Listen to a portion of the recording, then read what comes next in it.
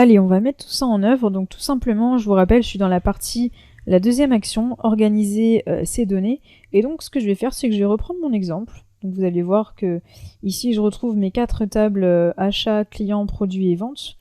Et j'ai aussi 2 référentiels qui étaient déjà présents dans mon template, dans mon modèle de base.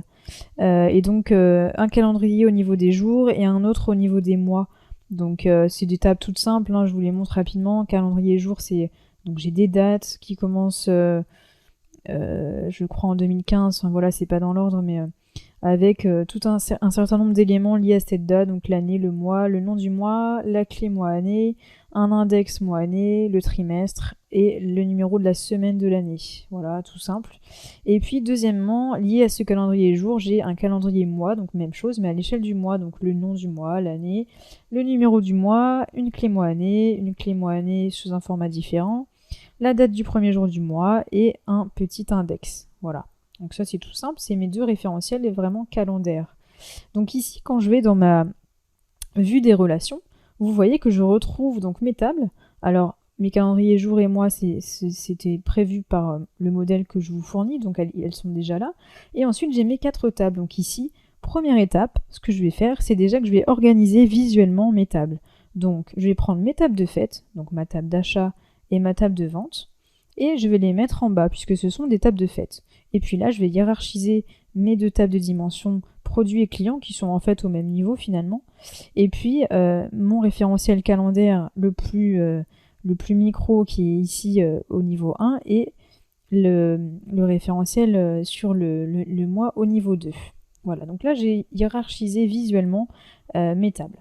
Ensuite, je vais aller créer ma table des mesures, qui sera une table vide. Donc ça, c'est tout simple. Je vais faire entrer des données. Là, en fait, j'obtiens une page, et là, je pourrais copier-coller des choses. Donc ici, j'ai besoin de rien, en fait. Donc je vais laisser ce tableau vide, complètement vide, mais sachez que vous pouvez copier-coller un bout de Excel, par exemple, si vous avez un tableau qui n'est pas voué à être modifié. Je vais quand même lui donner un nom plus explicite, donc je vais l'appeler mesure. Et puis, ici, vous voyez en bas, j'ai un bouton charger, modifier, ça m'ouvrirait l'éditeur de requêtes ou annuler. Donc ici, je vais tout simplement charger puisque j'ai pas de transformation à faire. Donc la table se charge, bon en l'occurrence elle est vide, donc c'est pas forcément une table très lourde. Et cette table mesure, je vais la mettre comme ça sur le côté, voilà. Elle contiendra toutes mes mesures par la suite, mais pour l'instant elle est vide et elle ne sera pas reliée à mon modèle de données. Voilà. Alors maintenant, je vais aller justement créer les liens entre mes tables. Donc si je veux, je peux redimensionner un peu pour bien voir mes différents champs. Comme ça, je pourrais plus facilement créer mes liens. Voilà, hop et hop. Alors, ce que je vais faire d'abord, c'est que je vais créer le lien entre mes tables de fête et mes calendriers. Donc tout simplement, le lien entre ces 2 tables-là, c'est la date. Donc j'ai la date ici et la date ici. Hop, je vais créer mon lien. Et ici, on a bien, vous voyez, il y a un 1 ici et une étoile ici. J'ai une relation 1 à plusieurs. Même chose pour mes ventes. Hop. Et je lis la date d'un côté et de l'autre. Donc ici, ça va me permettre de faire des analyses tout simplement, d'étudier les ventes en fonction de la date et les achats, même chose en fonction de la date. Enfin, en tout cas de la temporalité.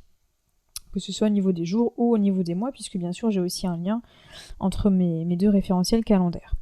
Maintenant, au niveau de mes clients, alors la clé entre ici ma table des clients et ma table des ventes, puisque je n'ai pas de référence à mon client au niveau de mes achats, ça va être tout simplement le client ID. Donc je vais prendre le client ID ici, je vais le lier à l'ID là.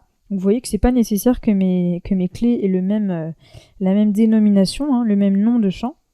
Ensuite, je vais m'attaquer au produit. Donc vous voyez ici j'ai bien une relation 1 à plusieurs, un client ayant effectué plusieurs ventes. Et même chose pour la table des produits, donc ici en fait c'est vraiment mon code produit, non je l'ai appelé index pardon, qui va aller référencer mon produit ID. Voilà, hop, hop, et là je vais créer mon lien.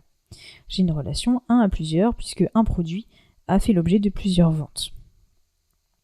Voilà, si je veux modifier des liens ou les voir de plus près, je peux double-cliquer ici sur ce lien et je vois ici la table, les 2 tables qui sont liées entre elles et puis le nom des champs. Je peux bien sûr changer le type de relation, qu'on appelle aussi la cardinalité, désactiver ou activer cette relation, et changer le sens du filtrage.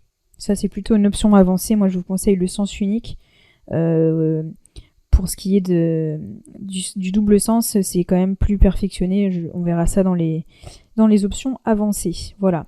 Si jamais vous voulez justement voir tous les liens qui sont sur votre modèle, vous avez ce bouton ici. Donc c'est dans le ruban accueil. Vous avez le bouton gérer les relations qui vous permet donc de faire le listing de toutes vos relations.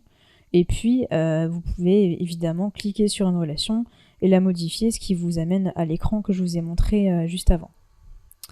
Voilà. Donc voilà, ici j'ai organisé mon modèle de données. Je répète que j'ai hiérarchisé visuellement mes différentes tables, j'ai créé les liens entre les tables et j'ai aussi créé une petite table vide avec mes mesures, comme ça. Plus tard, quand je vais faire mes calculs, je vais pouvoir stocker dans cette table qui a du coup une colonne, parce qu'il faut bien qu'une table ait au moins une colonne, sinon c'est vraiment... Enfin voilà, il n'y a pas de table. Et du coup, je vais aller stocker plus tard mes mesures là-dedans. Voilà, donc là j'ai toutes mes tables, j'ai organisé mon modèle et je suis prête à commencer les transformations.